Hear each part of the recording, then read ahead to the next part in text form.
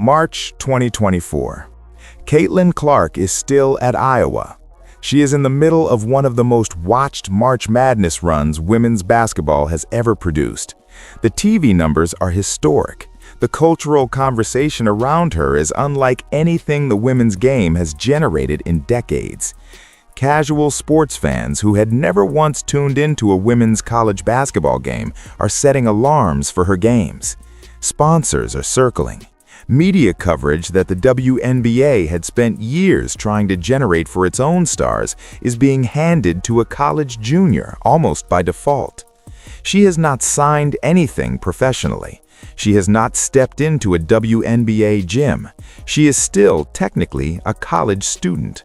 And Diana Taurasi walks up to a microphone and delivers a verdict. Reality is coming. There's levels to this thing. We all went through it. Read that again slowly, because the weight of it isn't just in the words, it's in who had the standing to say them. This was not a pundit manufacturing controversy for engagement. This was not a fringe voice looking to attach herself to Clark's momentum. Diana Taurasi was at that point 6 Olympic gold medals deep into a career that had permanently redefined what USA basketball meant on the international stage. She had worn the number 12 jersey from 2004 all the way through the 2024 Paris Olympics.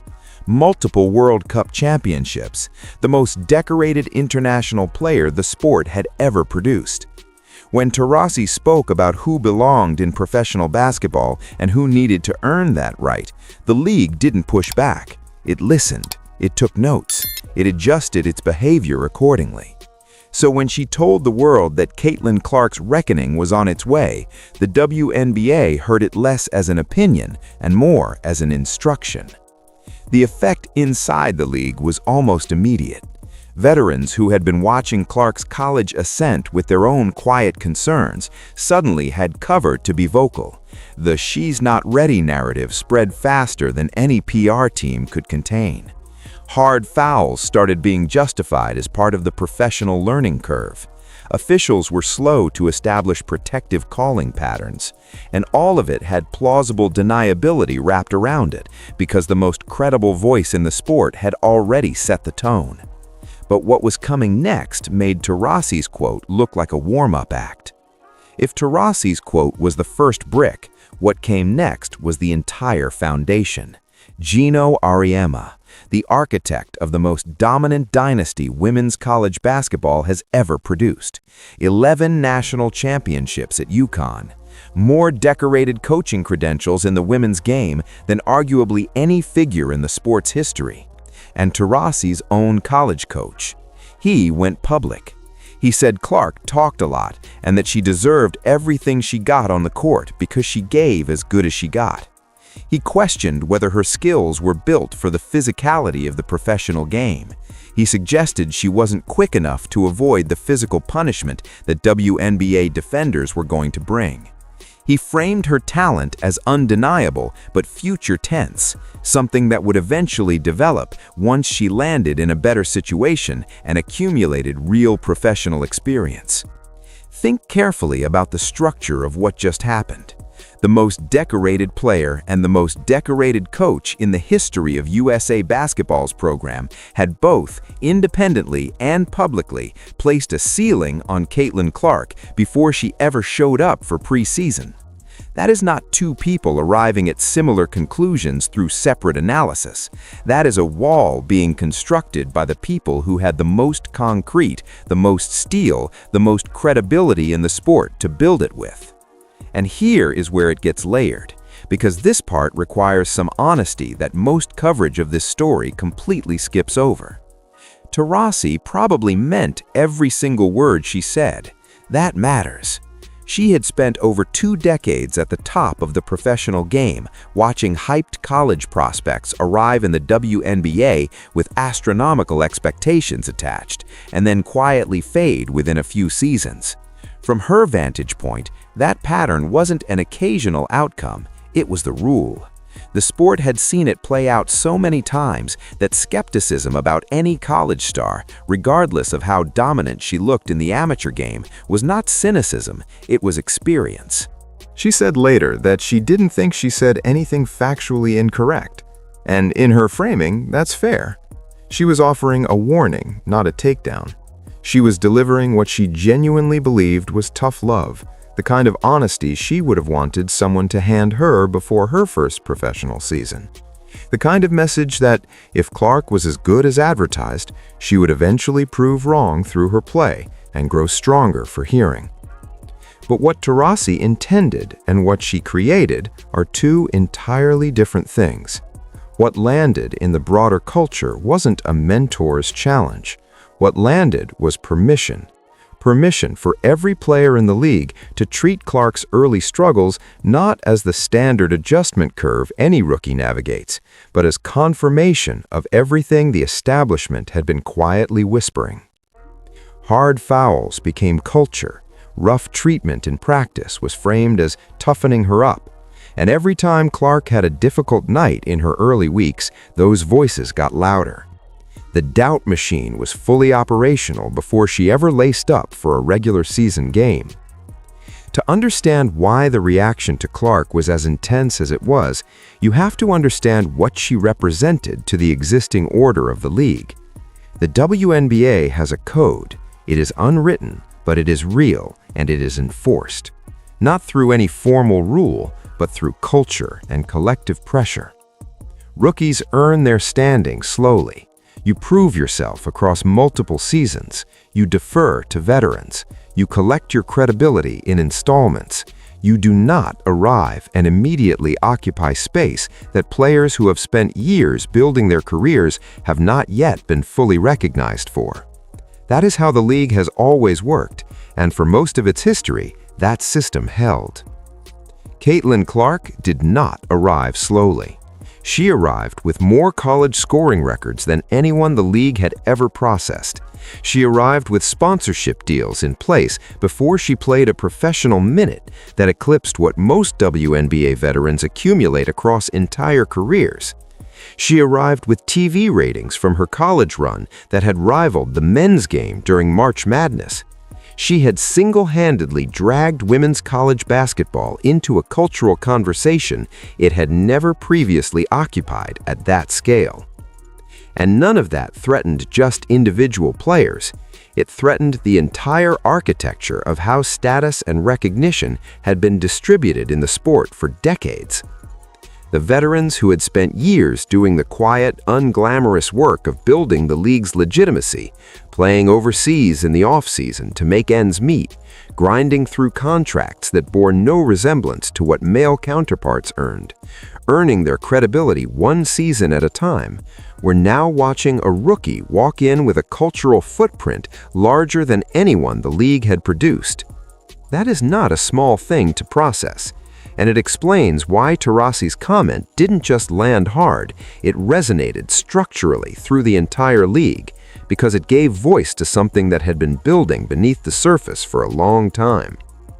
What none of them accounted for was that Clark wasn't interested in the pecking order. She wasn't waiting for permission, and she had absolutely no intention of easing in. June 7, 2024. Caitlin Clark has just scored 30 points against Washington, connecting on 7 three-pointers in one of the most statistically dominant individual performances of the rookie season. She had already become the fastest player in WNBA history to hit 10 three-pointers. She had dragged the Indiana Fever to their first playoff appearance since 2016. She was putting up numbers that no rookie guard had produced in recent memory, and she was doing it while managing the physical adjustment to a league where veterans had been given quiet permission to make that adjustment as difficult as possible. That same summer, the United States Olympic Committee submitted its Paris roster. Diana Taurasi was on it, 42 years old. Clark was not. The stated reasoning was experience, leadership, what Taurasi's presence meant to the program, the weight of her legacy, the significance of honoring her in what everyone understood would be her final Olympic appearance. And taken in isolation, none of that reasoning is entirely without merit. Honoring what a legend built is not inherently wrong. Taurasi had given that uniform more than anyone in its history, and there is a real argument that the program owed her the chance to close that chapter on her terms. But the cost of that decision is the part that deserves to be examined carefully. Taurasi averaged less than 4 minutes per game across the entire Paris tournament. In the gold medal game against France, a 1-point victory that Team USA nearly let slip away, Taurasi and Clark produced statistically identical performances: 0 points, 0 minutes. One of them was sitting on the bench in Paris, the other was 4,000 miles away in Indiana. That gap between what Clark was producing on the court every night and what the program chose to prioritize did not go unnoticed by the rest of the world. A journalist from Brazil flew to Paris specifically to cover USA basketball. She tracked down a reporter at the venue with a single question: where is Caitlin Clark? She had planned to cover every game of the tournament. When she discovered Clark wasn't there, she changed her plans entirely and left. Let that sit for a moment. A journalist traveled internationally to cover an Olympic basketball tournament, and when she found out one specific player wasn't competing, she reconsidered whether the event was worth her time. That is the commercial and cultural pull Clark was generating without even being in the same hemisphere as the competition. The long-term strategic miscalculation embedded in that decision is something USA basketball is going to be accounting for well into the 2026 World Cup cycle. Other programs are not standing still. International women's basketball has been closing the gap on the United States for years, getting more sophisticated defensively, building around athleticism and perimeter shooting, developing players at a younger age. Keeping Clark entirely off the international court for a full Olympic cycle handed every national team's coaching staff a complete season of film on a USA roster that didn't include her. That film is worthless now. Because when she finally stepped onto an international court, she didn't ease in. She didn't manage her rust. She didn't give the moment the cautious, careful debut that 8 months away from competitive basketball might have justified. She just played. Game 1. Against Senegal. Off the bench. 19 minutes of basketball. That's all the time she had. 17 points, 12 assists, 0 turnovers. 8 of those assists came in the first half alone. In 19 minutes of her first ever senior international game, Caitlin Clark broke 5 individual FIBA records. Most assists in a Team USA senior national team debut. Most assists in any senior national team debut across all countries in FIBA history. Most assists by any bench player in FIBA history. Highest first half assist total in any FIBA qualifying game ever recorded. That was Game 1, the first 19 minutes of international basketball she had ever played in her life. There is no way to frame that as a gradual debut. There is no way to package that as a promising start or a strong foundation. That was a statement delivered in under 20 minutes against senior international competition, setting records in a competition format she had never participated in after 8 months of injury management and no competitive play at any level. And the rest of the world noticed immediately, which is why Game 2 played out the way it did. Game 2, against the host nation, Puerto Rico. Before Clark had finished warming up, the Puerto Rican coaching staff had already made a decision. They ran a box-and-one defense, a scheme almost exclusively reserved for neutralizing a single player, so dominant that allowing her to operate freely is simply not an option your defense can absorb. In a qualifying tournament, against a team that had just sent them a message in the opening game with a bench player who hadn't touched competitive basketball in 8 months. The coaching staff initially responded by pulling Clark's minutes back and reconfiguring the lineup in a way that slowed the offense to a crawl. Team USA won, but it wasn't clean, and Clark knew it. After the game, she called it clunky. No diplomatic softening. No, we got the win, that's what matters. She identified a real structural problem with how her presence in the lineup was being managed, and she named it out loud. That kind of public self-assessment from a player in her position, where the easier move is always to accept the win and say the right things in the postgame, says something important. She wasn't worried about optics. She was thinking about what actually needed to be fixed before the next game. And the coaching staff listened. Game 3 against New Zealand. They started Clark alongside Paige Beckers and Kelsey Plum in a 3-guard lineup and simply let her run the offense. Team USA won by 55 points.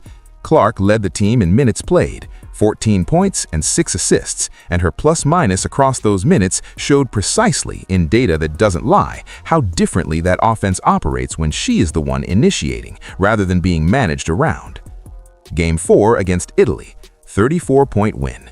Clark logged 22 minutes, 12 points, 5 assists, and after the game, the coaching staff went on the record acknowledging that the earlier approach, the cautious management, the limited minutes, the conservative game plan, had been a mistake.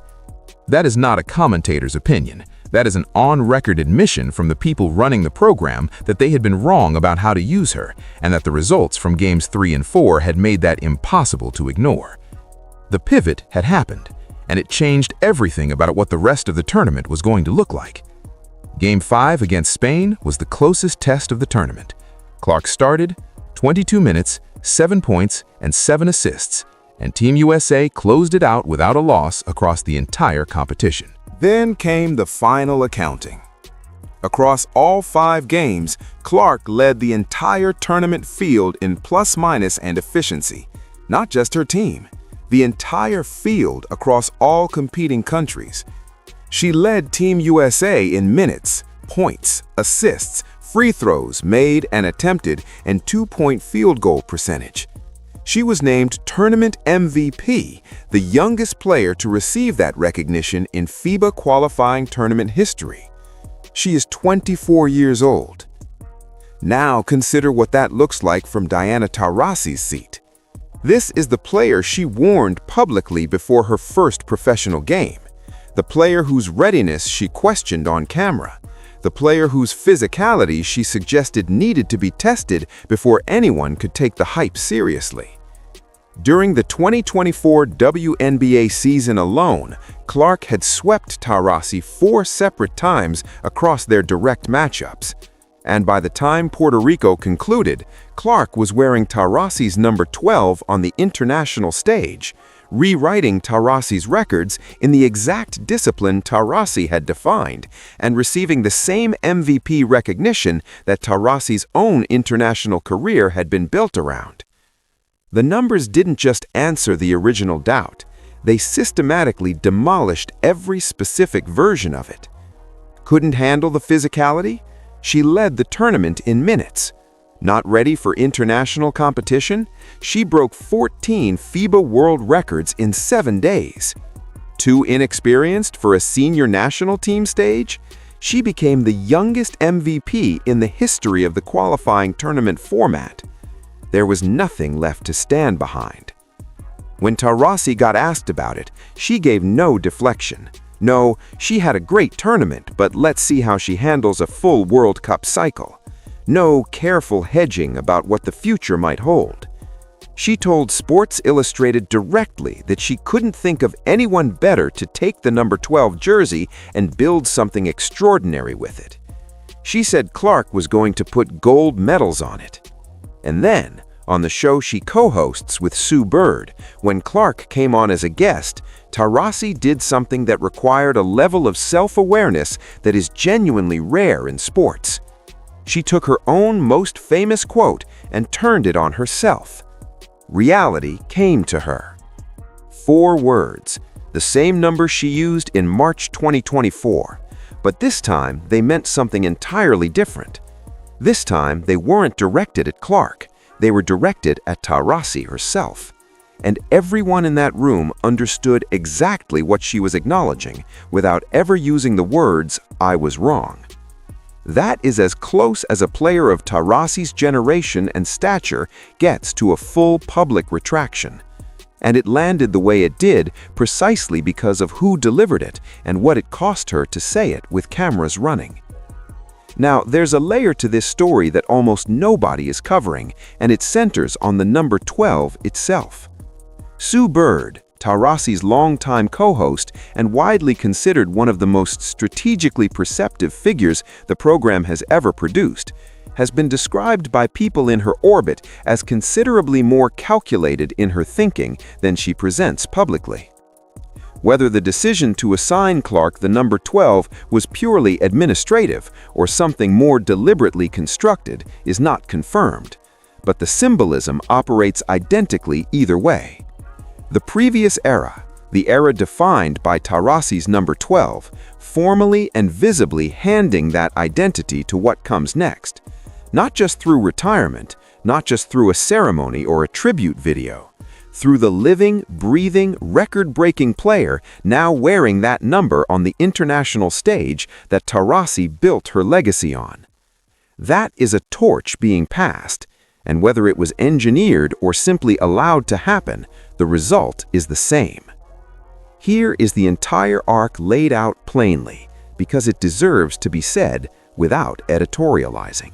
Taurasi fires the first public shot before Clark plays a professional minute. The establishment follows with coordinated skepticism from its most credible voices. Clark spends her entire rookie year methodically dismantling every version of the not ready argument on an actual WNBA court. Gets left off the Olympic roster anyway, while a 42-year-old receives a ceremonial farewell in Paris at her direct competitive expense. Returns from an injury-disrupted season, breaks 14 FIBA world records in 7 days, wins the youngest MVP in qualifying tournament history, and the woman who launched the doubt machine ends up on live television flipping her own words back on herself. That is not Caitlin Clark's redemption arc. Clark never needed redemption. She needed a court, a ball, and enough time for the results to make the noise irrelevant, which is exactly what happened. What makes her handling of all of it genuinely rare is that she never made the story about the noise. After the win against Puerto Rico, when most players in that position would have gestured toward every doubter and soaked in the vindication, Clark called the performance clunky, pointed to the foul disruptions affecting their transition game, and started breaking down what needed to be fixed. She wasn't chasing a narrative. She wasn't settling scores. She was thinking about the next game. That tells you everything about the kind of player now wearing the number 12. The Clark-Buchers backcourt is real and documented. The three-guard system that ended games by 55 and 34 points is on record. Every coaching staff that was drawing up defensive schemes specifically for Clark in a qualifying tournament is now building for a full World Cup in Berlin in 2026. And what worked in Puerto Rico gives them a blueprint that is only going to become sharper as that offense develops and that partnership with Buchers deepens across more competitive minutes. The gap USA basketball has always maintained at the international level becomes a different kind of gap entirely when Clark is the one running the offense. Not wider in a gradual, incremental way, wider in the kind of way that makes other programs look at the film and start making hard decisions about their entire developmental pipeline. And here is the final thought worth sitting with. The voices that built the doubt machine weren't wrong about everything. The WNBA is a physically brutal league. International competition at the senior level is a different demand than college basketball. Transitions from amateur to professional play swallowed talented players every season. The pattern Taurasi had watched repeat itself for 2 decades was real. What they misjudged wasn't the degree of difficulty. What they misjudged was the player. Because Caitlin Clark didn't treat the doubt as an obstacle to survive. She treated it as a problem to solve.